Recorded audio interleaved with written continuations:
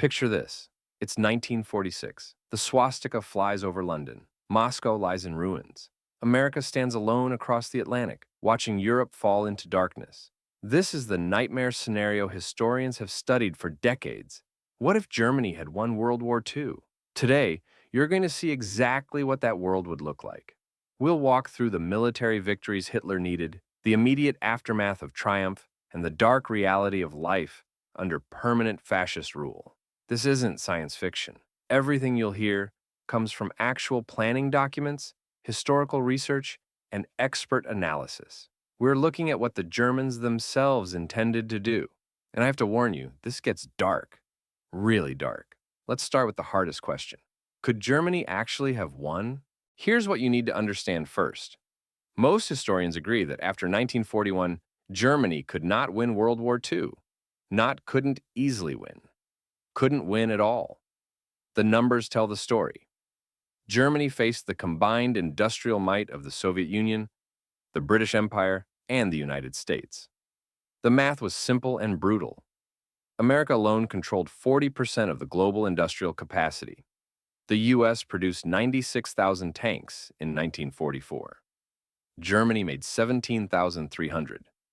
The United States built 300,000 aircraft during the entire war. Germany managed about 100,000. But there was a narrow window, a brief moment when the right decisions could have changed everything. Let's walk through the turning points. Hitler made his first catastrophic mistake in September 1940. The Luftwaffe had been systematically destroying RAF airfields and radar stations.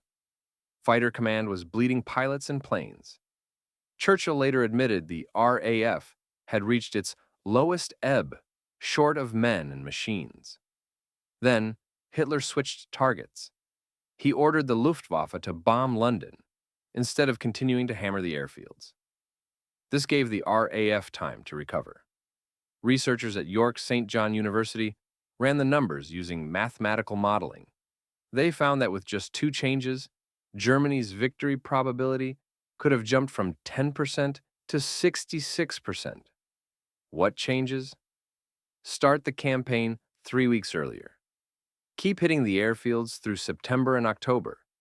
If Germany destroys Britain's air defenses, Operation Sea Lion becomes possible. The invasion fleet crosses the Channel. Without Britain in the war, everything changes. Now we come to August 21st, 1941. U.S. Army War College historians call this the single most consequential decision of World War II. German forces had smashed through Soviet defenses. They covered 280 miles to Minsk in 5 days, another 215 miles to Smolensk by mid-July. Moscow sat just 125 miles beyond Smolensk. The Wehrmacht had 6 weeks of good weather left. They had the men, the momentum, and critically, the logistics. Double-track railroads had reached Smolensk, doubling supply capacity. Hitler ordered Guderian's panzers to turn south toward Kiev instead. The tactical result was spectacular. 665,000 Soviet prisoners. But the strategic cost was total. The Germans lost their window to take Moscow. Military historians nearly unanimously agree that capturing Moscow in September 1941 would have changed the world for generations. The city contained 20% of Soviet heavy industry. It was the communications hub for the entire Western USSR. Losing Moscow would have made lateral movement of Soviet forces impossible. Here's where German victory becomes nearly impossible. On December 11th, 1941, 4 days after Pearl Harbor, Hitler declared war on the United States. Historians call this his most colossal blunder. Germany had no treaty obligation to declare war. Japan was the aggressor at Pearl Harbor. Hitler could have stayed neutral. Instead, he brought the full weight of American industrial power against Germany. One historian wrote that this decision made German defeat all but assured. So here's the narrow path to German victory. Hitler needed to make perfect decisions in a specific sequence. First, defeat Britain by late 1940 through sustained air campaign and possibly invasion. Second, capture Moscow in September 1941, forcing Soviet collapse or withdrawal beyond the Urals. Third, never declare war on the United States, forcing America to focus on Japan in the Pacific. Historians estimate this scenario had maybe a 20 to 35% probability if Hitler made optimal choices in 1940 and 1941. After 1942, the window closed completely. The math of resources, production, and manpower made Allied victory nearly inevitable. But let's say Hitler threaded the needle. Let's say Germany forced Britain to surrender in 1940 and captured Moscow in 1941. What happens next? The swastika flies over Europe. Now comes the administrative nightmare. You need to understand that Germany didn't have one system for occupied territories. They had several, each more brutal than the last. The Germans directly annexed some territories into Greater Germany, Western Poland, Alsace-Lorraine from France, Luxembourg, parts of Belgium. These regions became German provinces called Gaue. Each Gauleiter wielded nearly absolute power. Then came the protectorates. Bohemia and Moravia kept a nominal Czech government under a German overlord. This was the gentle occupation model, if you can call rule gentle. Poland got the worst treatment outside the concentration camp system. The general government under Hans Frank was administration with no Polish representation whatsoever. Frank called it a dumping ground for racial undesirables. Teachers, priests, intellectuals were systematically murdered. The goal was decapitation. Kill the leadership, reduce the population to servitude. For conquered Soviet territories, the Germans created Reichskommissariats. Think of these as quasi-colonial regimes. Reichskommissariat Ostland covered the Baltic states and Belarus. Reichskommissariat Ukraine covered, well, Ukraine. Each was divided into districts run by German administrators who answered to Berlin. The Germans planned more. Reichskommissariat Moscovian for Central Russia. Reichskommissariat Caucasian for the Caucasus oil fields. Reichskommissariat Turkestan for Central Asia. After victory, these would all be established. Now we get to the heart of darkness. Generalplan Ost, the general plan for the East. This wasn't some fever dream scribbled in a bunker. This was official SS planning, developed from 1939 to 1942 by the Reich Security Main Office under Heinrich Himmler. We have the documents. We know exactly what they intended. The scale is almost incomprehensible. The plan called for removing 31 to 60 million people through death or deportation to Siberia.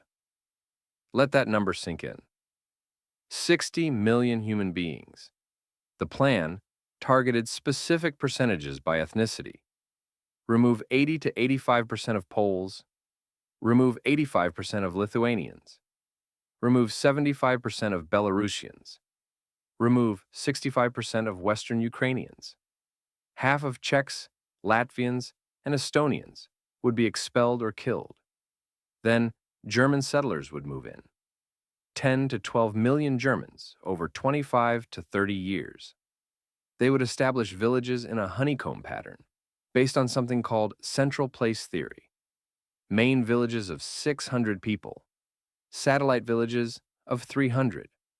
Along the Ural Mountains, fortified settlements of soldier peasants. Each SS soldier peasant was expected to father 7 or more children. The estimated cost? 40 to 67 billion Reichsmarks. That's close to Germany's entire 1941 GDP. How would they remove 60 million people? Mass shooting, gas chambers, deliberate starvation through something called the Hunger Plan, deportation to Siberia under conditions designed to kill, and slave labor, working people literally to death. Before Germany's defeat, they had already started. 11 million Slavs were killed in systematic violence. Over 3 million Soviet POWs were murdered. 12 million forced laborers were deported. In the Zamość region of Poland alone, 100,000 people were expelled from 300 towns. In this nightmare world, your ethnicity determined everything. And I mean everything. Germans sat at the top naturally. Full rights, full rations, access to education and opportunity. Below them came Germanic peoples, Dutch, Flemish, Scandinavians. The Germans saw these groups as German dialect speakers who had lost their way. They could be re-Germanized through proper education and intermarriage. Then came Western Europeans, French, Italian, Spanish. Lower status, but still considered civilized. They would live under German supervision as subordinate states. Slavs were Untermenschen, subhumans. This wasn't rhetoric. This was official policy. Poles, Russians, Ukrainians, Belarusians. They existed only to serve as slave labor until German settlers replaced them entirely. Jews, Roma, and other groups, targeted for immediate extermination, would simply cease to exist. The Holocaust would reach completion across the entire continent. No hiding places, no escape. Let me paint you a picture of what daily life looked like in occupied Poland, because Poland gives us the clearest view of what the Germans intended everywhere. If you were Polish, you couldn't attend school beyond basic primary education. And basic means basic. You could learn to write your own name, count to 500, obey Germans, that's it. No geography, no history, no literature. Himmler explicitly said, "I do not think that reading is desirable." You wore different clothes than Germans. You ate on lower rations. You couldn't enter most public buildings. Signs read, "Entrance forbidden for Poles, Jews, and dogs." You had to step off the sidewalk when Germans approached. You had to remove your hat and bow. Random violence was normalized.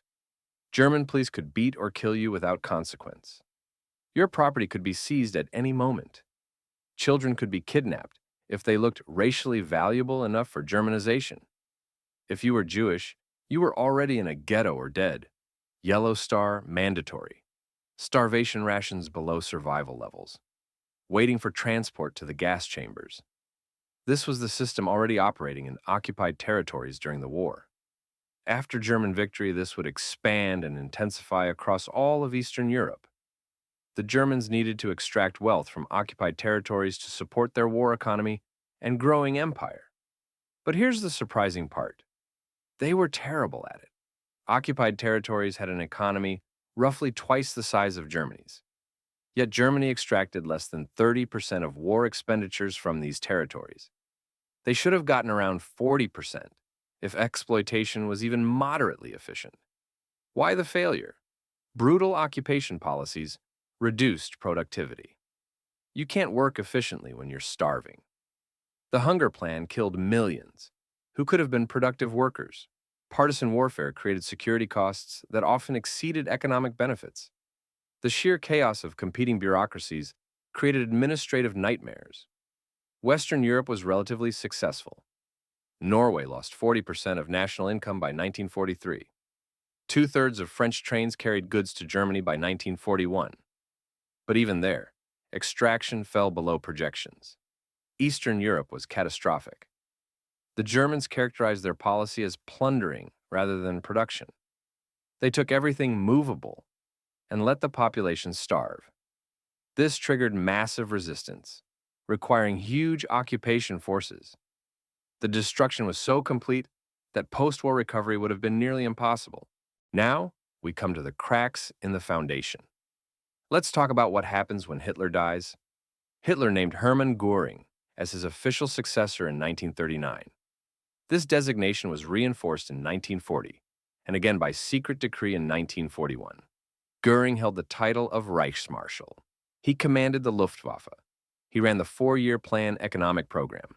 On paper, he was next in line. But by 1943, Göring had fallen out of favor. The Luftwaffe's failures eroded Hitler's confidence. Other power centers were rising. Heinrich Himmler controlled the SS, which had become a state within a state. The SS had its own ideology, its own economy, its own military units, and its own vision for post-war Europe. Himmler envisioned an SS-dominated empire where soldier peasants created a racial utopia across the East. Joseph Goebbels controlled all propaganda, all media, all public information.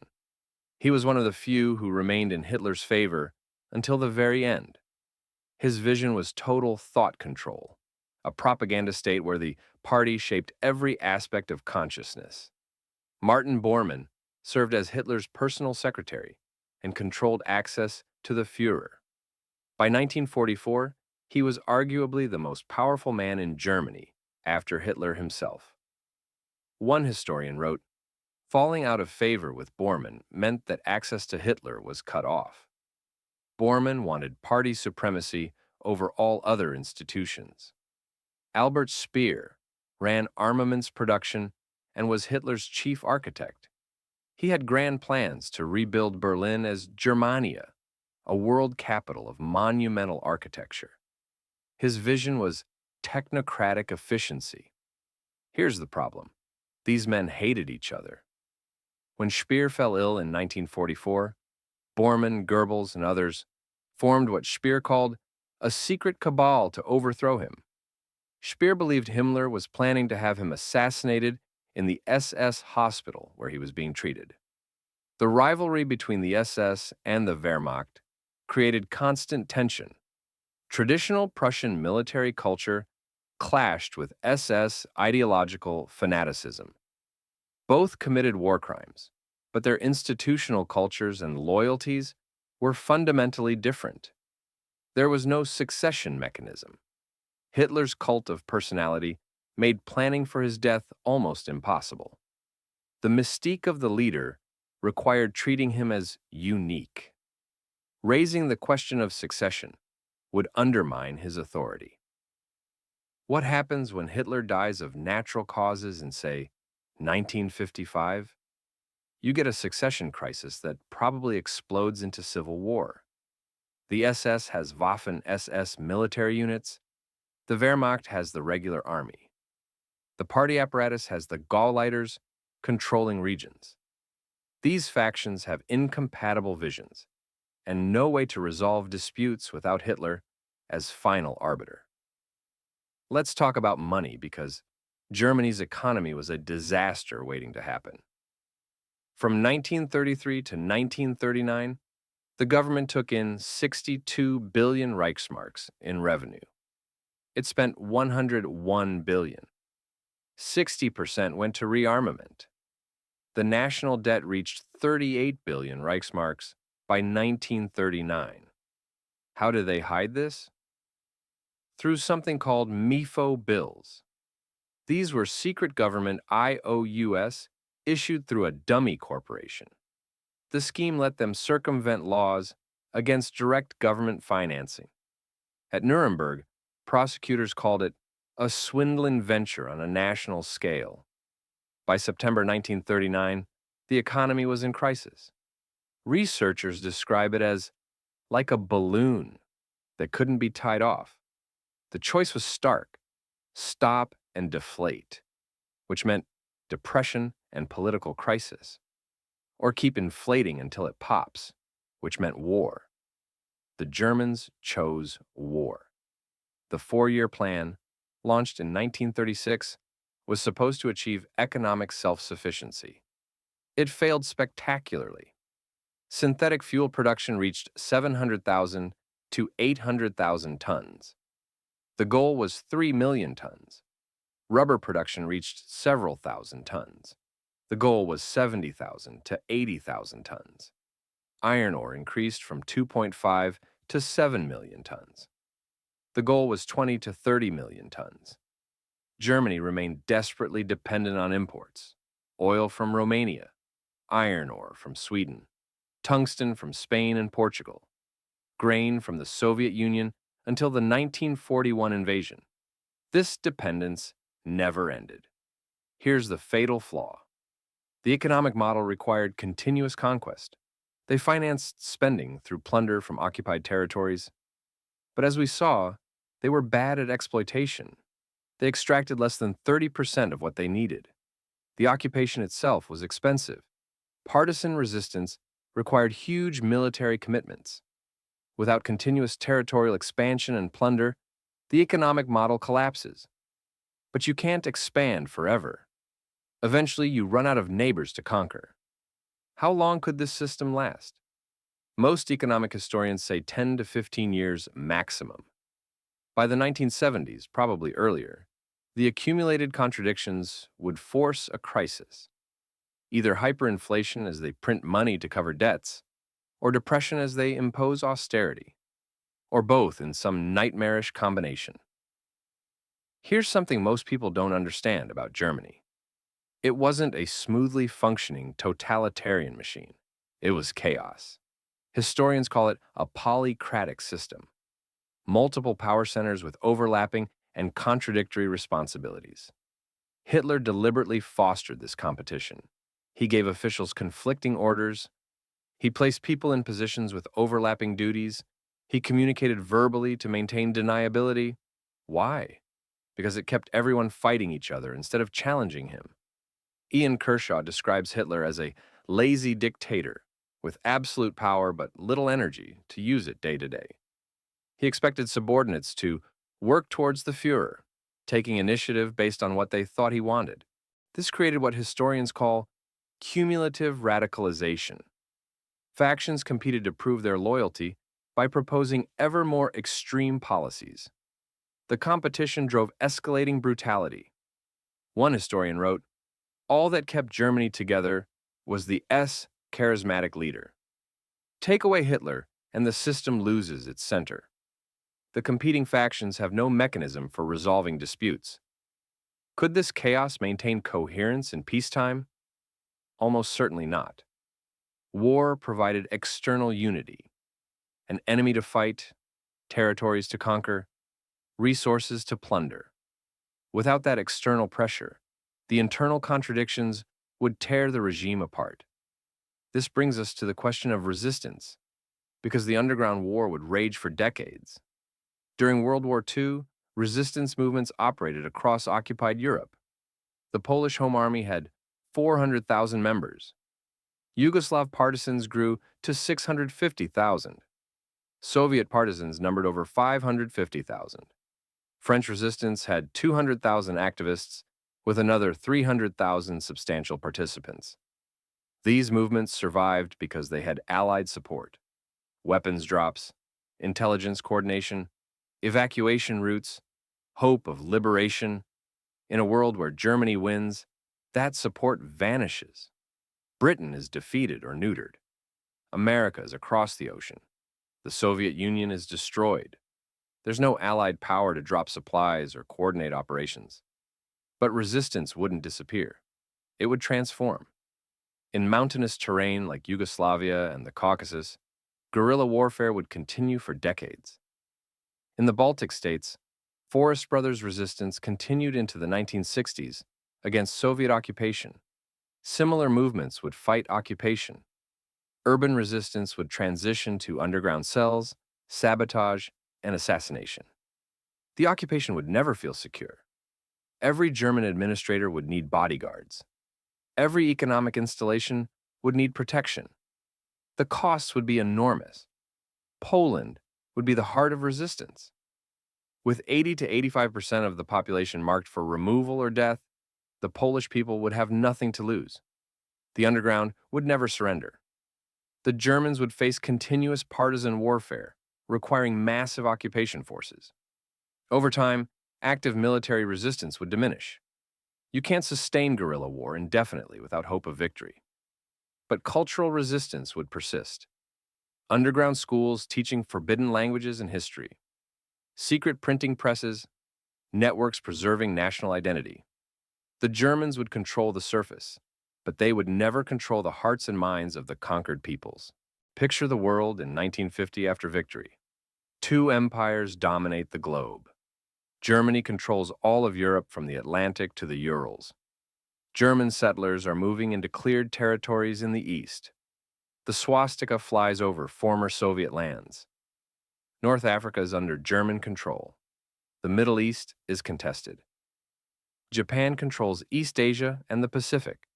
The Greater East Asia co-prosperity sphere stretches from Manchuria to Indonesia. India might have fallen to Japanese invasion without British resistance. These two empires signed the Tripartite Pact in 1940. They were allies against the Western powers. but their alliance was always pragmatic, never ideological. Hitler privately spoke of an eventual final battle with the subhuman forces of Asia, including Japan. The Germans saw Japanese as racially inferior. Japanese Pan-Asianism talked about liberating Asia from white colonialism. These ideologies couldn't coexist long-term. In December 1941, Germany and Japan agreed to divide the world at the 70th meridian east. This line runs through the Ob River in the Arctic, east of Afghanistan, into the Indian Ocean, west of India. Everything west goes to Germany. Everything east goes to Japan.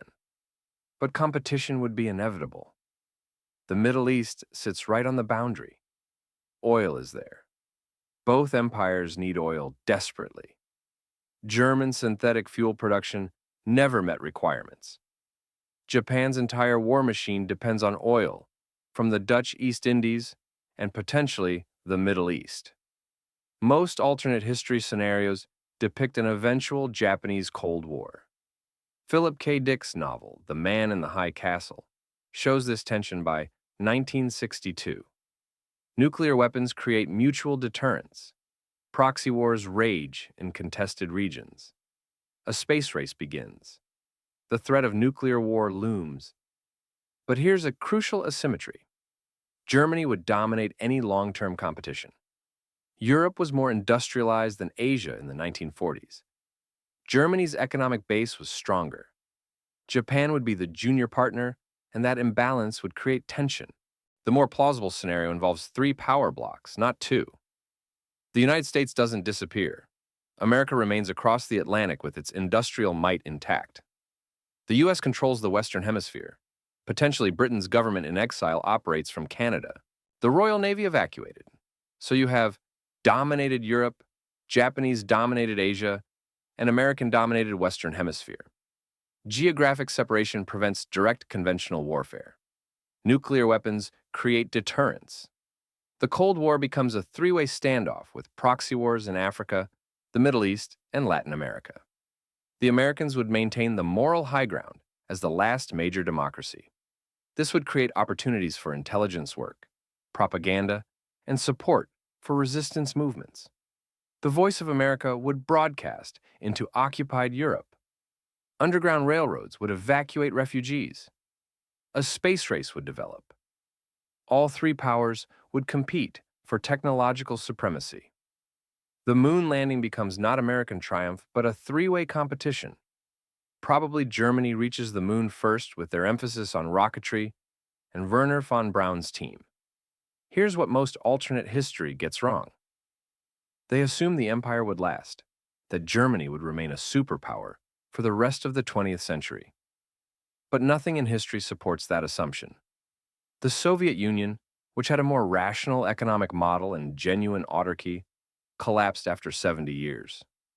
The system had worse fundamentals. Robert Harris's novel Fatherland depicts Germany in 1964 facing economic crisis. The government is forced to seek rapprochement with America. The regime is showing cracks after just 2 decades. The New Order Last Days of Europe video game mod projects collapsed by 1962. The economy crashes. Occupied territories are in constant rebellion. German-occupied areas fracture into competing factions. Most historians project survival through the 1960s at best. By the 1970s or 1980s, the accumulated contradictions would force a crisis. What would collapse look like? Several scenarios are possible. Violent fragmentation with civil war between the SS, Wehrmacht, and party apparatus. German-occupied territories seizing independence during the chaos. Nuclear weapons in multiple hands, creating catastrophic risks. Reform and gradual democratization could happen, similar to the Soviet Union under Gorbachev. A Gorbachev figure tries to save the system through reforms, but accidentally triggers its dissolution. Nuclear war with rival powers is another possibility. A desperate regime facing internal collapse lashes out at Japan or America. The world burns. Economic implosion could be followed by a long period of instability, poverty, and fragmentation. Europe becomes a zone of warlord states and competing factions for decades. None of these scenarios are good, but they all share one feature. The empire doesn't last. The system contains too many contradictions. The regime sows the seeds of its own destruction. Let's pull back and talk about why this matters. We've walked through the military scenario. Germany needed to defeat Britain in 1940, capture Moscow in 1941, and avoid war with America. The probability was low, maybe 20 to 35% if Hitler made perfect decisions. After 1942, it was essentially zero. We've seen the immediate aftermath. Generalplan Ost would kill 60 million people. Entire ethnic groups would cease to exist. German settlers would colonize cleared territories. The Holocaust would reach completion across Europe. A brutal hierarchy, based on race, would define every aspect of life. We've examined the internal contradictions. The succession crisis when Hitler died. The economic model that required continuous conquest. The polycratic chaos that needed war to maintain unity. The resistance that would never surrender. We've considered the global implications, a Cold War between Germany, Imperial Japan, and the United States. Nuclear weapons creating deterrence, but also catastrophic risk. And ultimately, collapse within 20 to 40 years as the contradictions overwhelm the system. So what's the bottom line? Germany could not have achieved lasting victory. The military obstacles were nearly insurmountable after 1941. Even if Germany somehow won, the regime would have collapsed within decades. The economic model was unsustainable. The political system was chaotic. The occupation required forces Germany couldn't maintain. The resistance would never stop. The system serves as a warning. It shows what happens when racial ideology subordinates rationality, when charismatic dictatorship replaces institutions, when conquest replaces production, when brutality replaces competence. The system was fundamentally self-destructive. The very characteristics that enabled Germany's initial successes contain the seeds of inevitable collapse. But here's what haunts me. Even though the regime would have eventually fallen, the human cost would have been unimaginable. 60 million dead from Generalplan Ost alone. The Holocaust completed across all of Europe. Entire cultures erased. Generations of trauma. We study this not because we think it could have succeeded. We study it because we must never forget what happened and what could have happened. We must understand the fragility of civilization, the dangers of totalitarianism, the power of resistance, the importance of standing against evil, even when victory seems impossible. The Allied victory in World War II wasn't inevitable. Real people made real choices. Soldiers fought and died on beaches and in forests. Resistance fighters sacrificed everything. Scientists and workers built the weapons that turned the tide. Leaders made decisions that changed the course of history. We owe them our freedom. We owe them our memory. And we owe them our vigilance to never let such darkness rise again. Thanks for watching. I know this was heavy. But these are the conversations we need to have. History isn't just about what happened. It's about understanding why it happened and what it means for us today. If you want to dig deeper into this topic, I've put links to academic sources in the description. Check out Richard Overy's Why the Allies Won and Bevan Alexander's How Hitler Could Have Won World War II.